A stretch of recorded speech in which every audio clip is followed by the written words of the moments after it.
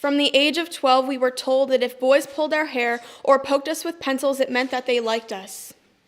But we didn't like it that much.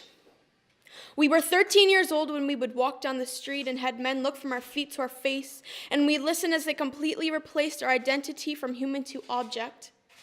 As they said cringeworthy things to us, we wanted to run. We were frozen in place but continued walking fast-paced, turning on whatever sidewalk was closest just to get away, even if it didn't lead us in the way that we were originally going. Because Mama always said, if you see a strange man following you, you go to the other side of the street. And remember, if they ever grab you, scream. And that is something we had to learn at the age of 13 because we are just young fiends. We were spanked by the boys at our school, but it was cool because it just meant we had nice bodies. And they rated our bodies on a scale from 1 to 10. And if you were a 10, you would learn to spend your days hearing whistles, purring, and damn girl.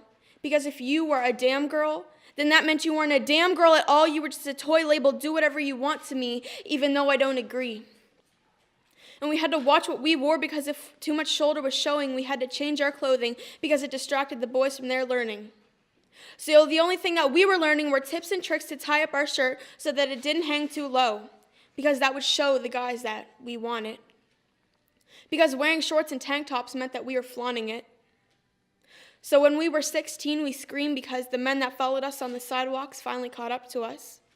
We quietly said, please don't touch us there. We know we're asking for it by wearing these heels, but we just feel so uncomfortable, so stop. But that meant go. We said no, but that meant yes, so they grabbed us and unzipped our dress. They threw us down where our dignity sank lower than the ground. They hovered over us and we pleaded for them to stop. They got on top, and you don't need to know the rest because we're some of the 68% of victims that will never tell a soul, so we'll just grab our dresses and go home, take a few showers, and try to get some sleep.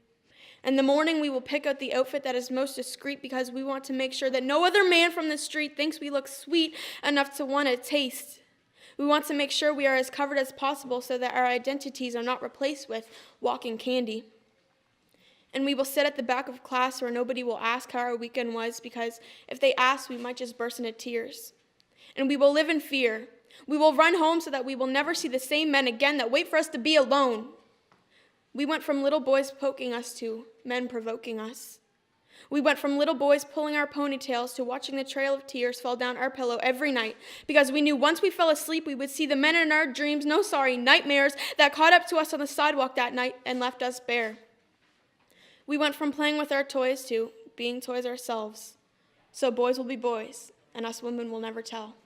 Thank you.